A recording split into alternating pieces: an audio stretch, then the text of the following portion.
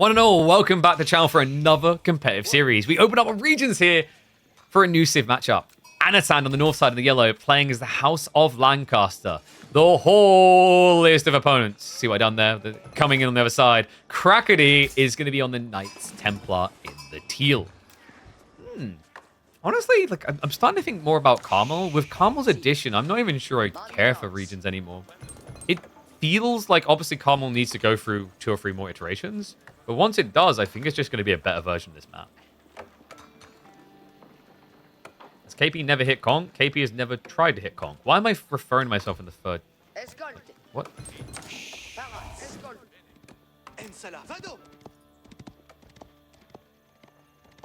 Oh! It's happening. Oh my god, I have been waiting for this for so long. Everyone and their mum does Lancaster Castle. My boy, Anachad, coming in with the Abbey of Kings. Guys, this is crazy. Everyone is so fixated on Lancastrians and their economy, as they should be. But the reason why I have been such a nerd for the Lords of Lancaster is that when they finally do the full nerfs onto the Manors, the Lords are going to come calling. And they have no manners.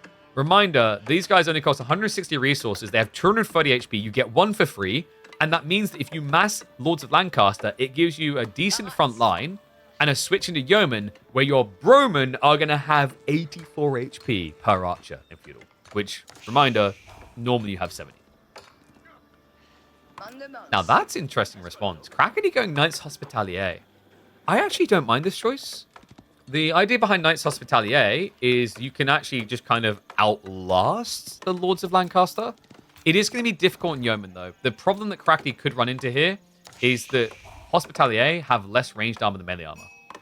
They get slapped around pretty hard. KP made 84 sound so big compared to 70. Do you want me to talk to your girlfriend so she can be inspired? Anyway, 84 compared to 70 is quite a big deal. That's actually a lot of health extra. In the early game in particular. Like when you're thinking about Yeoman and the subtlety of like being, 10 to 12 archers, that can be an extra volley required. And we do have the deer shove. Like this from Crackety. Are we getting similar? No. Anno, wait. Oh. Is this just like every game? This is legit just turning into every game for him. We just cast Anatan multiple times doing pro scouts on the ladder. He's doing it again. But this time, as House of Lancaster, I think this is the first Pro Scouts House of Lancaster game we've seen. And is it really that good of a map? I mean, there's 12 deer over here. So, like, you can get 3 deer stacks worth, almost. Like, it's 2.5 deer stacks. It's okay. Like, I'm not going to say it's crazy. Obviously, he doesn't know what Crackety's doing here. That's the bigger deal one. We actually have 2 TC. Okay, so Crackety's just going to go back to this script. This is going to be quite comical because if you guys remember, for all of Season 9, 2 TC versus Pro Scouts, I mean, Pro Scouts won every time. This PS is heavily down. We do have the Lord of Lancasters being spammed. Look at this Giga Attack. 231 HP. Reminder, by the way, they don't just buff nearby units' health, they're going to buff each other's. Yeah, it's almost like they're doing a Tetsudo formation. Just shields up and look after each other. It's going to be bad news for him. I don't think Anatan scouted the second TC. We'll know about it now. Who wins? One Lord of Lancaster or TC? The TC. Oh, Jean or Lord of Lancaster? Jean will win that. She has a better attack speed. And she only has 6 less health.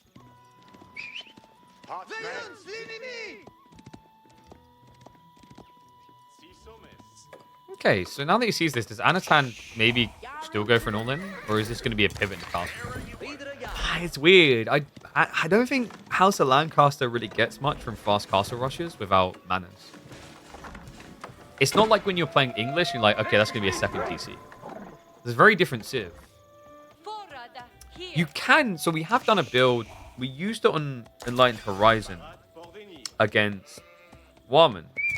And it was Abbey of Kings into White Tower. On short maps, that can work because your opponent can't all-in you. It immediately gets you free Earl's Guard, which then get 20% tankier. The dagger throws are actually really powerful early on. The weakness is if your opponent just keeps blobbing. And on a map this long, it may take too long. Instead, we just have the Lords of Lancaster vibing. Wait, where are you going? Wait, come back. We found the counter, guys. Just run away. Never stop running. Yo! I'm excited. I'm actually excited. Hobbies are in play. Oh, this is interesting, actually. With 4 Lords of Lancaster, Hobilars get to basically standard horseman health for 30 resources less. Because remember, a normal horseman has 125. Hobilars only have 100. But if you have 4 Lords of Lancaster, that's 120 HP. On a unit that you can blob quicker. And the cool thing about this is Anatan can justify Hobilars because he already done pro scouts. Normally, going Hobilars hasn't looked great so far. Very rarely is it done. Very rarely does it feel good. And you'd have to commit disables. But like, he's just getting an extra trickle of value out of the real play here. Pro scouts. God knows he needs time for it. Yeah, I just want you guys to process the fact that a scout has more raw HP than a Hobilar. This guy can take on a whole army. He's gonna need some assistance. Emphasis on the ass because he's getting shot in that right now. Yeomen are starting to scale up, but I don't think he wants to reveal it, so it'll just be a sacrifice of the Lord of Lancaster. Eco is starting to scale for Crackney, though. And I like that he's going more and more into archers, because that's just your beneficial unit. This is a very interesting matchup in that Knights Templar have got better economy to scale in archers, but obviously House of Lancaster have the better archer. I'm actually really excited for this game, guys, because with no Manors, we were talking earlier today in earlier series about the idea that if you take away the mana economy of House of Lancaster, Yeomen probably aren't as OP because you can't scale as quickly. We're going to get to test that here. This is great. Admittedly, they are going to have the 20% health buff, which may still just make this a bit too good.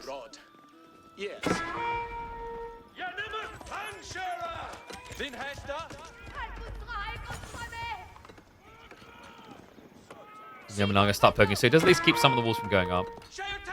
Hobbies are rallying in some very interesting ways. And Undermesh is on the way. But we have a switch up. Yeah, I'm kind of hoping he sees this yeoman now. So these Raxes for spears would be kind of odd, right? Hospitalier is interesting. You have less range down with the melee, but it's definitely a better choice for frontlining the spears here. Well, the Pilgrims have been spotted.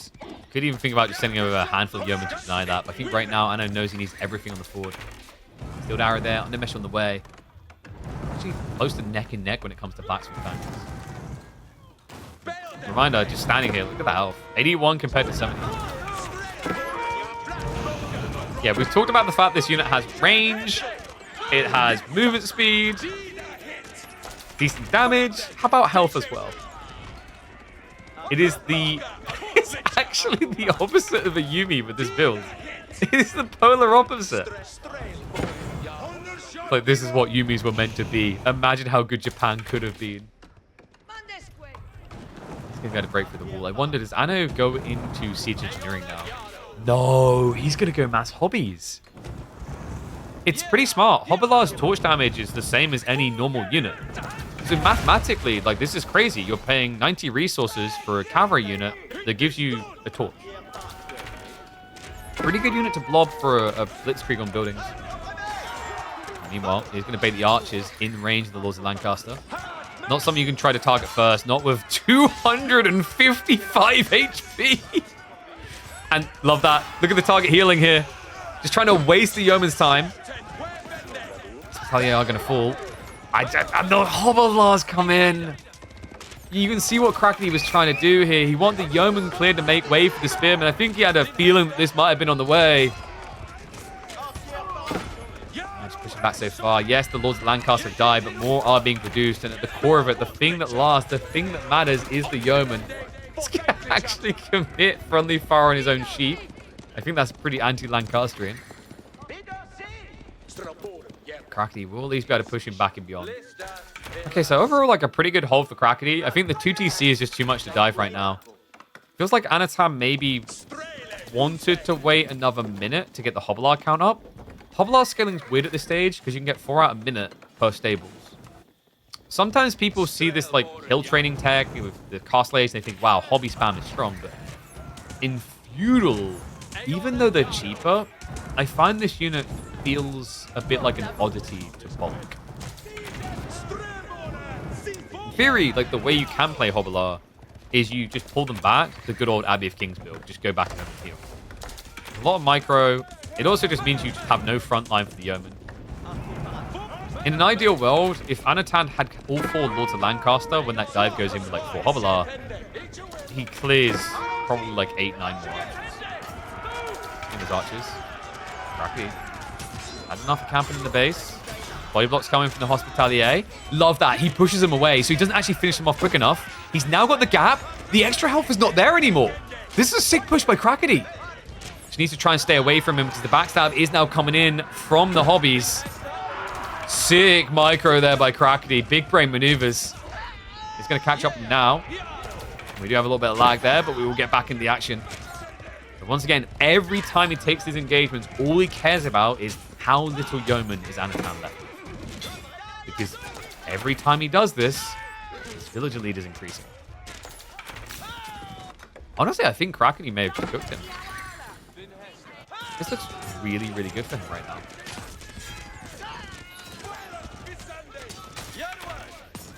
Yeah, sure, he lost the archers, but raw economy-wise, the cool thing about playing Knights Templar is you can last a lot longer with limited food than other civs due to the wood interaction.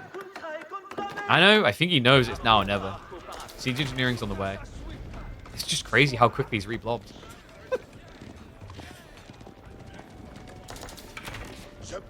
Also, remember, when I say these are cheaper horsemen, like the trade-off is, yes, their torch damage is the same. We already mentioned their health is not the same. Their damage is not the same either. They're weaker than standard horsemen. So that's actually why Crackety keeps going back for Hospitalier.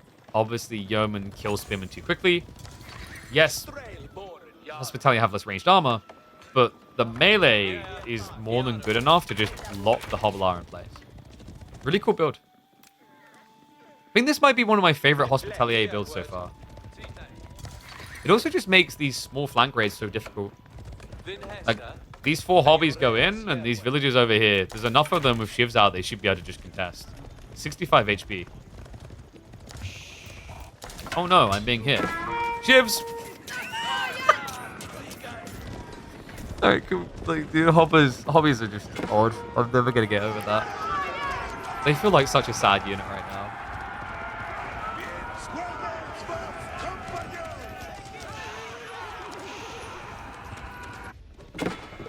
I can't believe we're 50 minutes into a game and Anatan has built just 0 mana. Shout out to the boy for that.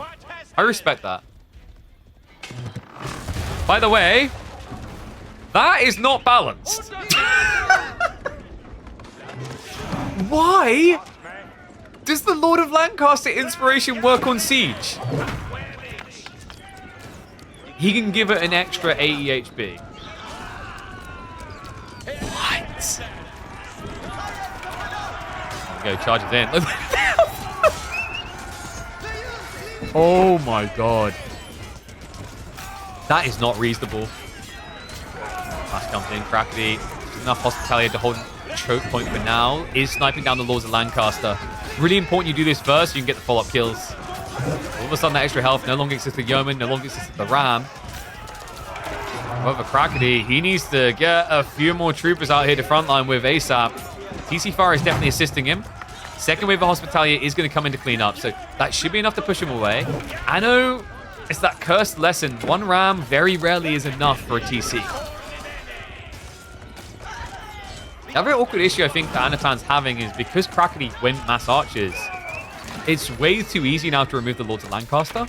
If this was a kind of more focused melee mosh pit, he could just keep pulling them back and having them exist. Instead, every time he loses them, they have to run all the way across the map again. And they are a slow-moving unit.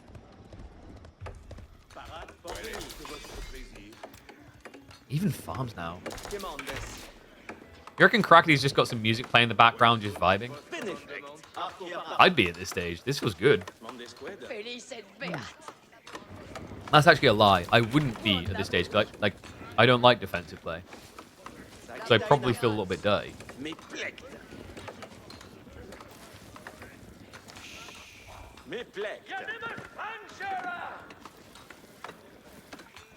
Lord being men-at-arms is one of the worst options? What do you mean? Like, it's hard to counter? I kind of agree on that. Like, I think their base HP is too high. They should probably be about 180? Maybe 190. Because there's only 160 resources. Like, even at 190, with its stats, that's not too bad. And then obviously the aura on top of it. I don't think they should make it a different unit base. Like, what unit base would you make it? Maybe Horsemen? You could have them be an insanely tanky Hobbler. That might be better. But the problem is, like, that is actually insanely oppressive. What you don't realize is if you make them a cavalry unit, you force your opponent to build spears against one of the best archers in the game. So you see the problem there? Like, in some ways, this may actually be the fairest choice. The only other way you could go is, like, making them an archer, but it feels thematically like they need to be a melee unit. Oh, you mean make them different base units? That would be kind of interesting. I thought they were going to do that originally.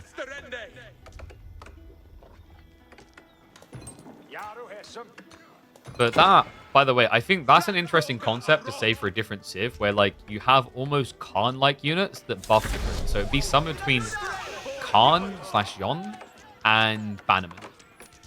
I really like that idea. Kind of reminds me when you play, like, Total War Warhammer and you get the gunsmith specialist to, like, buff all your range units. Hand cannoneer lord. Well, we might actually get hand cannoneers early here, guys. Nah, I'm kidding. He's gone King's College. I really want to see Burgundian imports, but we've yet to have a single game of it. And this is unlikely to be the one because mass archers should beat hand cannoneers. But this is really sick for return to Hobblars. Reminder that there is a tech in there, very cheap tech, that is going to give you a huge buff to charge damage on Hobblars. And that is a huge buff to our subs. Appreciate Jack Leo. Thank you very much for the 5 gifted. Those 5. I hope you enjoy the subs. I hope you renew them yourself when they run out. So here we go, guys. This is going to be hill training. So hill training is crazy, actually. For the less than the cost of a stables, you double the production speed of your stables. And then you also add charge damage. It's really good. Right now, the focus is elsewhere. More Lords of Lancaster in the way. These units do get their stats padded. See the increase there. The retreat underneath the TC, though. Cracky looking for the dive. Have got a little bit of heal effect coming in from the Abbey of Kings on the trim. And it is going to be commitment. Crackety dives in deeper. Remember, he has got the veterancies already in. He beamed the punchline here. These Hospitalier, all the ranged issues get fixed. This is a tanky men-at-arms now. And in the Spearman as well. And all of a sudden, these archers just don't have a clear target in mind. Anno still waiting for that Yeoman upgrade. It's 10 seconds away. Olsgaard being queued up instead. But Crackety is getting the trade he absolutely needed here. 27 archers versus 23.